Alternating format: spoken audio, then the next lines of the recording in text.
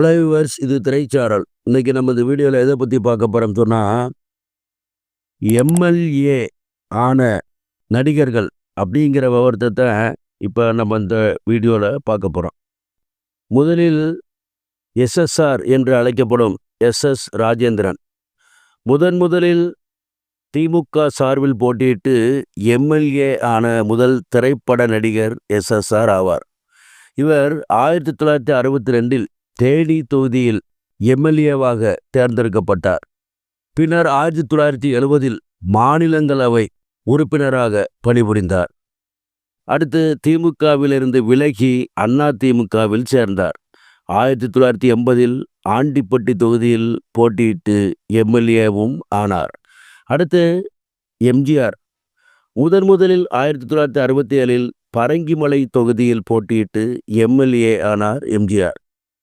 அடுத்து 1977இல் அருப்புக்கோட்டை தொகுதியில் போட்டியிட்டு எம்எல்ஏ ஆகி முதல்வரும் ஆனார். அடுத்து 1980இல் மதுரை மேற்கு தொகுதியில் போட்டியிட்டு எம்எல்ஏ ஆகி முதல்வரானார். அடுத்து 1984இல் ஆண்டிப்பட்டி தொகுதியில் போட்டியிட்டு எம்எல்ஏ ஆகி முதல்வரானார். அடுத்து ஜெயலலிதா 1984இல் மாநிலங்களவை உறுப்பினரானார். 1989இல் போடிநாயக்கனூர் தொகுதியில் போட்டியிட்டு எம்எல்ஏ ஆனார். 2002இல் ஆண்டிப்பட்டி தொகுதியில் போட்டியிட்டு எம்எல்ஏ ஆனார். 2006இல் ஆண்டிப்பட்டி தொகுதியில் போட்டியிட்டு எம்எல்ஏ ஆனார். அடுத்து 2011இல் ஸ்ரீரங்கம் தொகுதியில் போட்டியிட்டு எம்எல்ஏ ஆனார். அடுத்து 2016இல் ஆர்கே நகர் தொகுதியில் போட்டியிட்டு எம்எல்ஏ ஆனார். அடுத்து 2015இல் ஆர்கே நகர் தொகுதியில் போட்டியிட்டு எம்எல்ஏ ஆனார். இதில் 4 முறை முதல்வராகவும் இருந்துள்ளார் ஜெயலலிதா. அடுத்து டி ராஜேந்தர் 1996இல் திமுக சார்பில் சென்னை பூங்கா நகர் தொகுதியில் போட்டியிட்டு எம்எல்ஏ ஆனார். அடுத்து வாகை சந்திரசேகர் திமுக சார்பில் 2016இல் வேளச்சேரி தொகுதியில் போட்டியிட்டு எம்எல்ஏ ஆனார். அடுத்து ஐசரி வேலன் அதிமுக சார்பில் 1977இல் சென்னை ராதாகிருஷ்ணன் தொகுதியில் போட்டியிட்டு எம்எல்ஏ ஆனார்.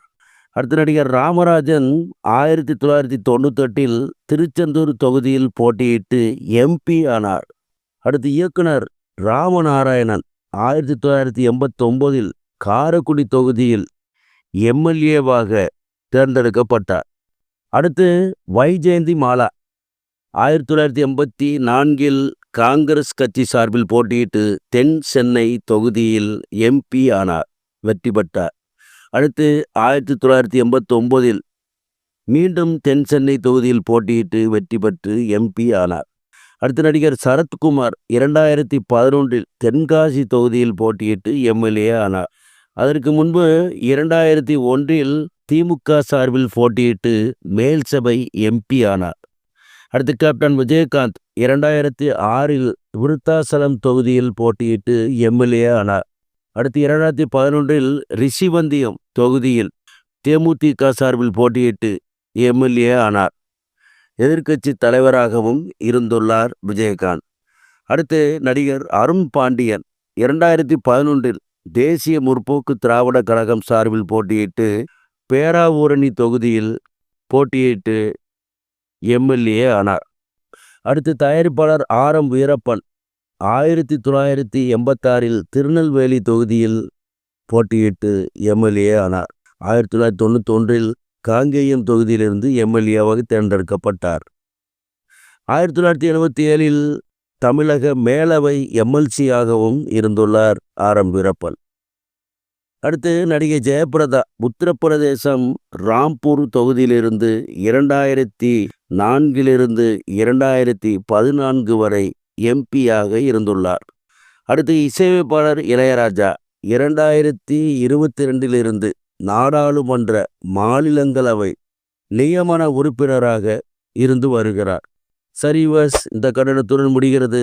அடுத்து ஒரு நல்ல கண்டனை சந்திக்கிறேன். நன்றி.